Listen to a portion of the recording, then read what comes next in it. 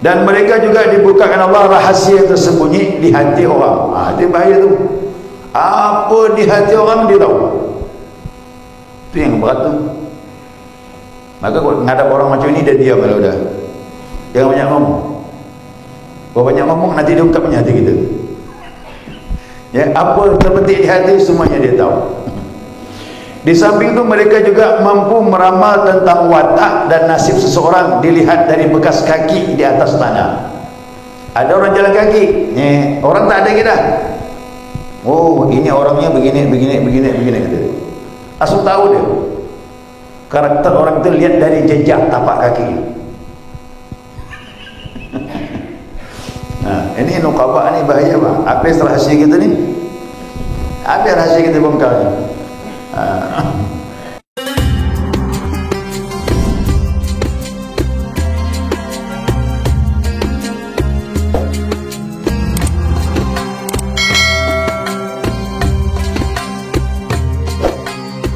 Qala al-musannif rahimallahu ta'ala wa nafa'ana bi ulumihi fid dharain amin. Ma'asyiral subuh rahimakumullah. Assalamualaikum warahmatullahi wabarakatuh. Alhamdulillah, senantiasa kita mengucapkan pujian dan syukur kita kepada Allah atas limpahan rahmah hidayahnya subuh ini. Atas izinnya kita dapat melanjutkan kajian kita mudzakarah kita yang masih tambahan mengenai kemarin tentang karamah. Nah, subuh ini saya menyinggung sedikit pengarang kitab melanjutkan mengenai masalah tingkatan para awliya. Nah, jadi wali-wali ini punya derajat, dan derajat ini telah diketahui sesama mereka, terutama yang mempunyai derajat yang tinggi. Nah, dia akan bisa mengetahui kedudukan para awliya di bawah itu semuanya. Tapi kalau awliya yang di bawah ini, dia tidak bisa menilai yang di atas. Yang di atas itu bisa nilai di bawah. Di sini disebutkan Syekh Muhyiddin Ibn Arabi memberikan kelas-kelas para wali seperti yang diterangkan dalam bukunya namanya Futuhatul Makkiyah. Nah, kitab Futuhatul Makkiyah ini kitab besar, 12 jilid. Ini letakkan. Ya. Ini termasuk wali besar dan juga karangannya banyak. Di samping karangannya banyak, para wali pun kadang tak paham apa ungkapan dia. Nah, para awliya kadang tak paham ungkapan dia. Apa kita ni? Nah, jadi dia ada bahasa-bahasa isyarat yang sulit dipahami kecuali orang-orang setingkat dengan beliau. Nah, beliau menyebutkan, ya, dalam kitab Futuhatul Makkiyah bab ke-73. Ya, bab ke-73 ini yang dapat diringkaskan sebagai berikut. Ini diringkas oleh Syekh Yusuf An-Nabhani. Nah, di antara para awliya ini di sini disebutkan ada 8 derajat. 8 derajat para awliya. Itu yang paham sesama mereka. Ya, sama mereka. Kalau kita tak paham, ini cuma kita ketahui ini. Yang pertama namanya Al-Aqtab. Al-Aqtab ini dia jamak dari kata tunggalnya namanya kutub. Biasa orang bilang kutub, wali kutub, kata orang wali kutub. Jamaknya itu Aqtab. Ya. Aqtab ini artinya penghulu, pimpinan. Ya, Aqtab. Nah, dari sini dapat kita simpulkan bahwa Al-Aqtab adalah derajat kewalian yang tertinggi, puncaknya. Jadi sekarang pun ada. Tapi tetap dikatakan jumlah wali mempunyai derajat tersebut hanya terbatas 1 orang saja setiap masa. Tidak bisa 2, dia pimpinan. Ya. Kalau ibaratkan negara, dia itu rajanya atau presiden lah. Jadi di dunia ini ada raja wali, namanya Sultan Aulia. Itu dia. Kalau disebut Sultan Aulia itu raja para wali. Itu disebut Al-Aqtab. Ya, Al-Aqtab.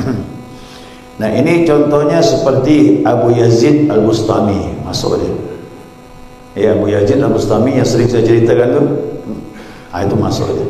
dia masuk kategori kutub. Ya. Yang kedua, Ahmad bin Harun Ar-Rasyid. Kenal tak Harun Ar-Rasyid? Siapa? Nama Harun itu, Harun Ar-Rasyid itu raja yang adil di Baghdad. Pada zaman dia, Baghdad disebut kota 1001 malam karena indahnya. Baghdad itu makmur. Kepemimpinan Harun Ar-Rasyid. Dia punya anak namanya Ahmad. Anaknya itu wali kutub. Anaknya wali. Bingung kan tengok raja, anak dia wali kutub. Didikannya. Karena Harun Ar-Rasyid ini ulama, cuman dia meneruskan kerajaan ayahnya. Kawan-kawannya sufi, termasuklah Sufyan Ats-Tsauri, itu kawan seperguruan. Kawan seperguruan. Dan termasuklah guru besar dalam tarekat Qadiriyah, itu Syekh Abdul Qadir Al-Jilani. Beliau termasuk kutub pada zamannya. Bahkan beliau disebut Al-Ghaus. Ya. Jadi tarekat-tarekat yang muktabar itu pimpinannya kebanyakan wali kutub. Tarekat Samaniyah namanya Syekh Muhammad bin Abdul Karim As-Saman, pun juga wali kutub pada masanya. Bahauddin Naqsyabandi, tarekat Naqsyabandiyah, pun juga wali kutub zaman dia. Itu namanya kedudukan para wali. Ya.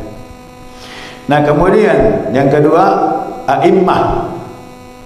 A'immah ini berasal dari kata imam, yang mempunyai arti pemimpin juga, imam, cuma dia di bawah kutub.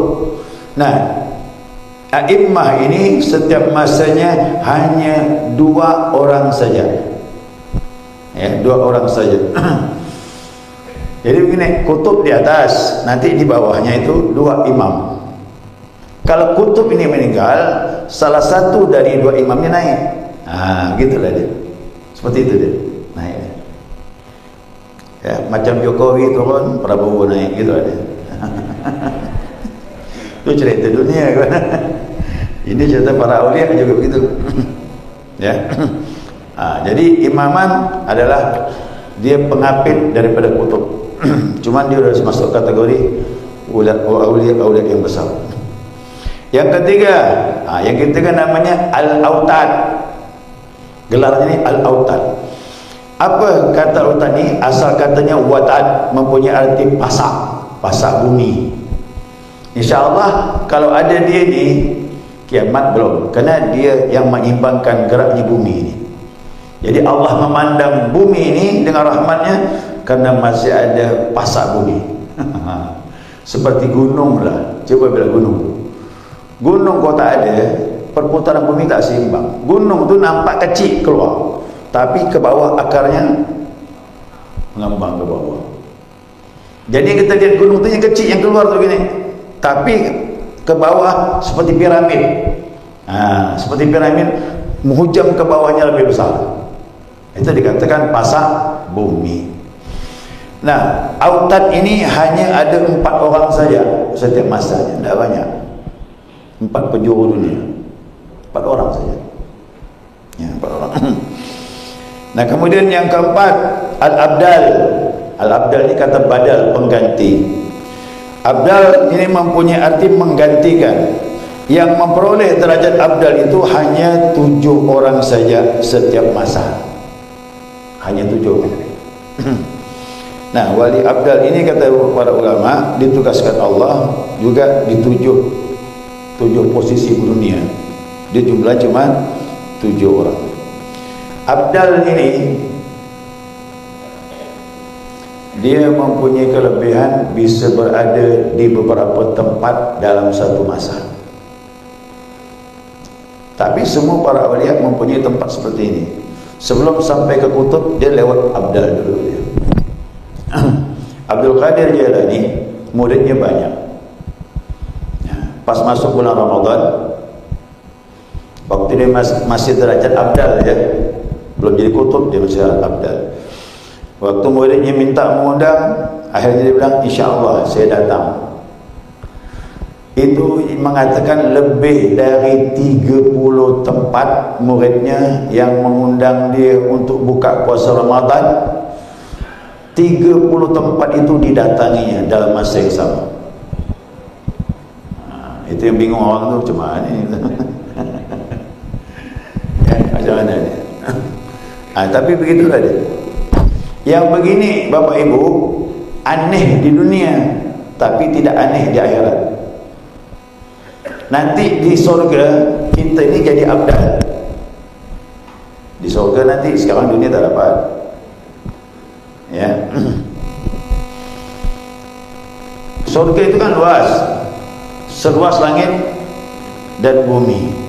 Dan ada surga Jannatul Ma'wa, Jannatul Darussalam, apa lagi? Jannatul Firdaus, apa lagi? Ada Jannatul Naim. Ada 7 derajat surga itu. Kalau kita di surga nanti ya, mudah-mudahan kita ahli surga.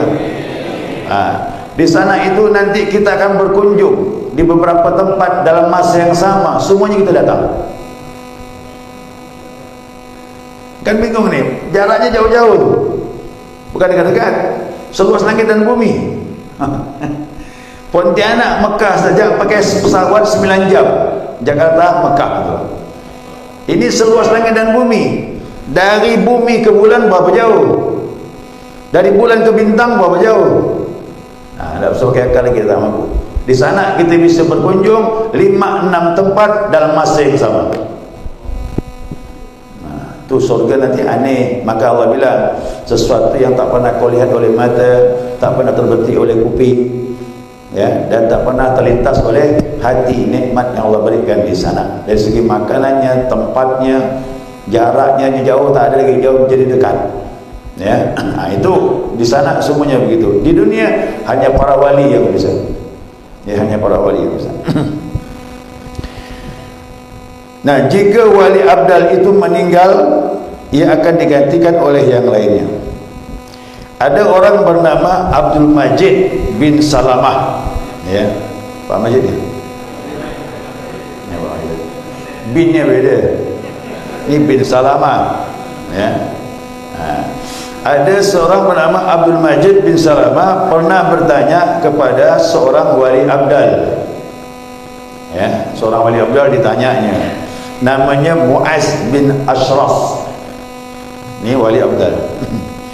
Tentang amalan apakah yang dikerjakan sampai menjadi wali abdal? Jawab Muaz bin Ashraf, para wali abdal mendapatkan derajat tersebut dengan 4 saja. 4 ini bisa jadi wali abdal. Yang pertama, tak boleh kenyang.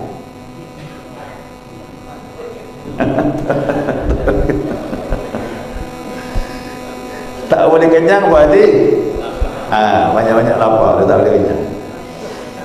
Kalau kenyang, rohani tak terbuka. Ya. Jadi mohon maaf, perut kenyang ni roh kita lemah.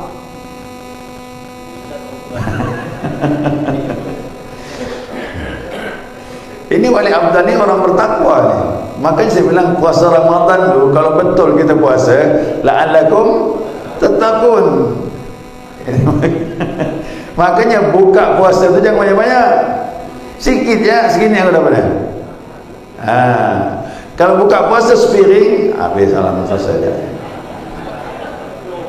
Ya, apa lagi ini? Buka puasa sepiring. Balik tarawih kuih 6. Belum air lagi. Itu saya bilang, derajat wali itu tidak sembarangan. Dia melawan hawa nafsu.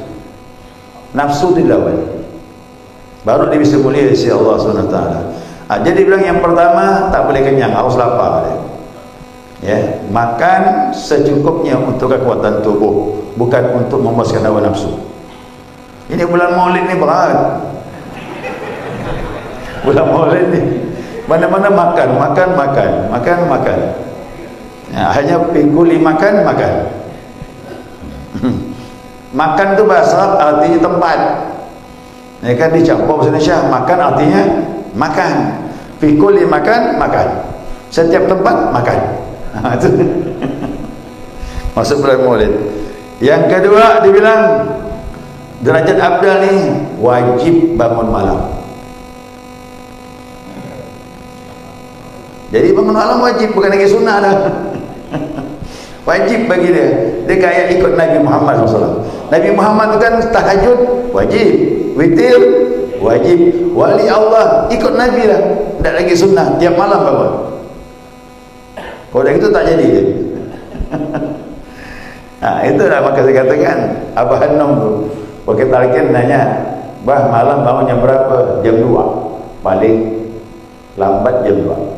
Kalau Abah Hanum tak tidur, ya, paling lambat jam 2. Bagaimana kalau jam 3 bah? Kalau jam 3 tak jamin, kau tak dapat apa-apa kata apa. Jam 3 tak dapat apa-apa kata apa.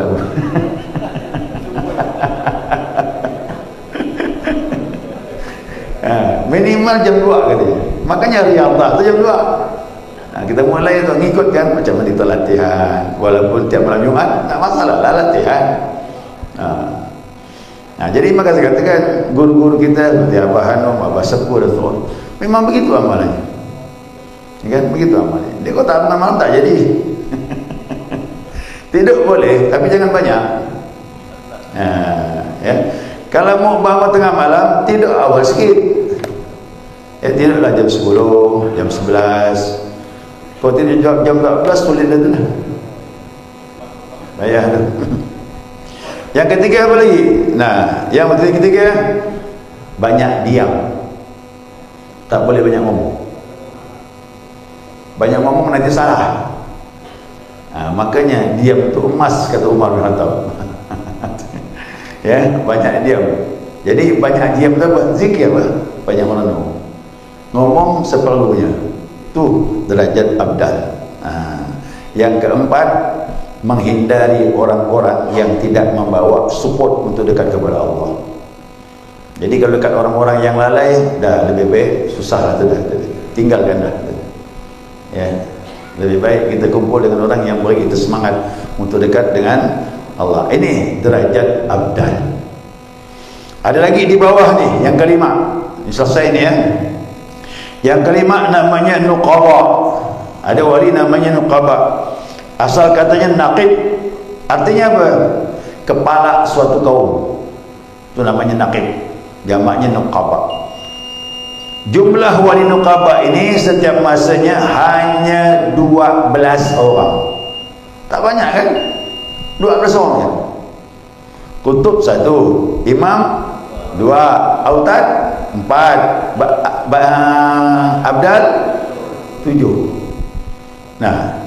Nuqaba cuma 12. Wali nuqaba ini diberi kelebihan Allah untuk mengerti sedalam-dalamnya hukum syariat. Dia faham syariat dan faham rahasia syariat Nabi Muhammad SAW. Maka kadang-kadang dia menjelaskan itu keluar. Nanti bang, kayak Imam Ghazali, Ihya Ulumuddin tu ada syariatnya, ada hakikat. Bagaimana wuduk syariat, bagaimana wuduk hakikat. Gitu dia. Itu kayak Imam Ghazali. Kitab itu dikarangkan begitu dia. Dan mereka juga dibukakan Allah rahasia tersembunyi di hati orang. Itu bahaya tu. Apa di hati orang dia tahu. Itu yang berat tu. Maka kalau ngadap orang macam ini dia diam kalau dah. Jangan banyak ngomong. Kalau banyak ngomong nanti dia ungkapnya hati kita. Ya, apa terbetik di hati semuanya dia tahu. Di samping itu mereka juga mampu meramal tentang watak dan nasib seseorang dilihat dari bekas kaki di atas tanah. Ada orang jalan kaki, orang tak ada kita. Oh, ini orangnya begini. Langsung tahu dia. Karakter orang itu lihat dari jejak tapak kaki. Ini nuqaba ni bahaya bang. Apa rahasia kita ni? Apa rahasia kita bongkar ni? Apa lagi? Dia bilang apa? Sebenarnya ini hal yang tidak aneh, dia bilang. Orang Arab dulu biasa seperti itu. Bahkan orang-orang Mesir itu bisa melihat jejak orang tu, dia tahu karakter orang tu. Apakah tidak mampu Allah buka rahasia kepada para wali? Lebih lagi. Masuk yang keenam, nujaba. Tadi nuqaba, sekarang nujaba. Nujaba ini mempunyai artinya bangsawan, orang yang mulia. Wali nujaba pada umumnya selalu disukai orang, di mana-mana mendapat sambutan yang banyak. Jadi ini maaf ya, penggemarnya banyak, disukai. Kenapa?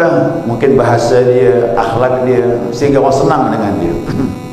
Yang tahu bahawa dia adalah wali hanya seorang wali saja. Orang tak tahu dia wali, yang tahu hanya itulah saya bilang, jangan mudah mengklaim orang itu wali. Susah juga. Ini dibilang ngomong katanya di Pontianak tu, oh dia wali tu tadi. Kok kau tahu dia wali? Katanya tu. Oh katanya. Dalam kitab tu yang tahu wali hanya, kalau kau tahu dia wali berarti kau wali juga. Itu yang susah itu. Ini termasuk rahasia ni, nujaba ni. Nujaba rahasia ni. Yang ketujuh, hawariyun. Ini hawariyun. Hawariyun berasal kata hawari, yang artinya penolong. Jumlah hawari ini ada setiap masa. Ada satu saja setiap masa.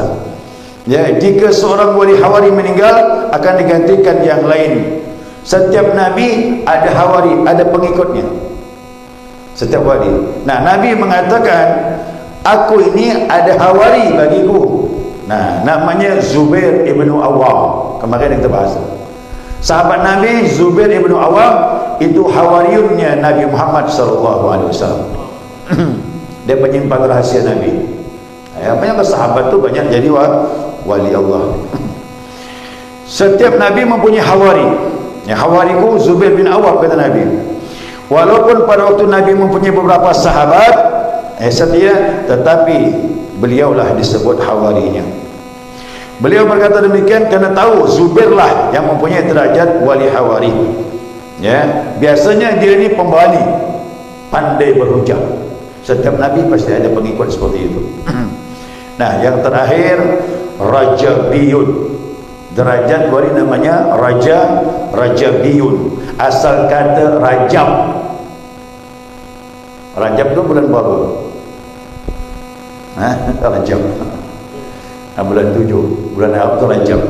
Asal katanya Rajab. Kenapa? Wali Rajabiyun itu adalah hanya timbul kewaliannya bulan Rajab saja. Kok bulan Rajab keluar kewaliannya. Selesai bulan Rajab kembali seperti biasa. Maka saya anggap Rajab itu bulan yang berkah juga. Jadi ada seorang dipilih Allah kerana ibadahnya maksimal di bulan Rajab, diangkat dia menjadi wali Rajabiyun. Tapi setelah itu kembali biasa. Jumlahnya ada 40 cukup banyak jumlahnya. Nah, ternyata saya lihat di sini wali Allah itu tidak banyak. Tidak banyak. Cuma saya pahami setiap tarekat pemimpinnya pasti wali. Jadi susah nak cari wali-wali tak. Tapi kalau dah ketemu mursyid, berarti dia wali. Ini yang jadi ngaku mursyid ni nyaman sekali. Yang ngaku mursyid banyak, Pak. Bagi saya mursyid itu tadi lah tu, jumlahnya tak banyak. Paling banyak Rajabiyun 40, di atasnya ada 1, ada 2, 12, ada 6, ada 4. Ternyata tak banyak. Jadi jangan mudah dengan ngaku mursyid. Mursyid itu orang pilihan Allah SWT. Makanya kalau mursyid meninggal, penerusnya harus mursyid juga, yang sudah mengenal Allah SWT. Ini tidak ngaku mursyid, muridnya pun bingung gimana dibimbing. Maka mursyid harus bisa membimbing murid. Kita alhamdulillah berganti-ganti mursyid ini. Kenapa? Guru sebelumnya telah mendidik muridnya, dan muridnya bisa meneruskan ajaran guru sebelumnya. Jadi wali ternyata tidaklah sebanyak yang kita bayangkan, dia sedikit sekali, tapi tetap ada. Bagaimana wali tak ada? Kalau wali tak ada, kita tak kumpul di Masjidil Muttaqin ni. Kiamat Allah beri rahmat muka bumi ini kerana mereka ni masih ada. Maka yang beruntung kalau negeri ada wali Allah, itu negeri masih dipandang rahmat oleh Allah SWT. Kalau dah ada, sudah pindah lagi kita dah. Lebih baik kita pindah, lebih aman. Pasti banyak musibah datang. Makanya saya menganggap musibah-musibah datang berarti orang-orang yang dicintai Allah sudah berkurang. Boleh jadi sudah tak ada. Ya. Dulu Nabi Muhammad tak ada musibah. Zaman Nabi ada musibah? Tak ada. Nah, Allah bilang kepada orang Mekah dengan Madinah, la tu'adzibahum wa anta bihim. Mereka tidak akan diazab ya Muhammad kalau engkau ada di antara mereka. Jadi Nabi Muhammad itu penangkal. Ya, Mekah, Madinah tidak akan ada azab Allah kalau di situ ada Nabi Muhammad sallallahu alaihi wasallam. Loh, Nabi yang dulu bagaimana? Nabi yang dulu itu udah berdakwah capek, tak mau ikut nabinya. Allah perintahkan kepada nabinya, suruh pindah memang kau. Ini nak ku azab. Pindah nabinya. Nabi Nuh buat perahu. Apa pula? Ini mau aku tenggelamkan, kata Allah. Jadi begitu. Nabi Muhammad dah tetap bertahan dia. Walaupun dia mau dibunuh, mau apa pun tetap bertahan. Tidak ada nabi yang paling sabar kecuali Nabi Muhammad. Ya, sabar Nabi, luar biasa, tangguh, hebat dia, menghadapi semuanya tenang ya.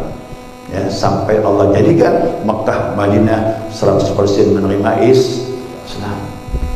Hebatnya Nabi itu. Sekarang Nabi tak ada, gimana? Wali-wali inilah penggantinya ini. Wali tak ada lagi. Siap-siap kiamat dah dekat. Ya, nanti Dajjal, Bapak Ibu, Dajjal itu dalam hadis Nabi di kening dia itu ada huruf kaf fa ra. Ada tu segini kafir. Dajjal yang bisa mandang orang mukmin, kata Nabi. Kalau muslim tak bisa mandang. Yang mandang harus mukmin dia. Sekarang mandang macam mana? Apakah pakai pulpen tulis hendak? Pakai basirah mandang, nampak, oh ini Dajjal. Kok hati tak ada basirah, mana kelihatan? Maka saya katakan zikir tarekah itu buka basirah, baru bisa tahu ini pembohong atau benar, ketahuan. Oh, kita tak faham, nanti mursyid beritahu, jangan ikut ni, ini pembohong, ini Dajjal. Siapa yang tak bermursyid bingung mau ke mana, terpengaruhlah dengan Dajjal itu. Dajjal, Bapak Ibu, mohon maaf, bisa menghidupkan orang mati. Kalau orang tak kuat imannya, oh hebat ni ikut, langsung ikut. Bisa menyembuhkan orang sakit dengan tangan pegang sembuh. Bak seperti Nabi, bak seperti wali. Padahal kita ditipu. Itu akhir zaman, fitnahnya luar biasa nanti. Maka betulkan iman, betulkan zikir supaya iman kita eksis. Ya, sampai gimana pun godaan datang, insyaAllah bisa kita hadapi. Mudah-mudahan kita istiqamah, kita jaga oleh Allah Subhanahu Wa Taala dengan fitnah semuanya itu. Amin ya rabbal alamin. Jadi itu sekilas dia ya. Nanti jamaah oh, adakah wali kutub? Ada. Ternyata wali-wali beritahu. Ada wali kutub, wali abdal, imaman, nuqaba, nujaba, macam-macam derajatnya. Saya ada satu kitab lagi, nama kitab Abu Bakar Al-Baghdadi. Itu lebih rinci mengenai para wali ini. Rinci betul dia. Bahkan dia bilang Ahmad bin Hanbal, Imam Hanbali termasuk Qutubul Aqtab. Ahmad bin Hanbal, ulama fikih itu termasuk wali kutub dia. Disebut begitu. Ya Allah a'lam. Dia sama dia yang tahu. Kita cuma baca kitabnya lah. Ya, sekali cukup. Subhanakallahumma wa bihamdika asyhadu an la ilaha illa anta astaghfiruka wa atubu ilaik. Allahumma shalli ala Muhammad.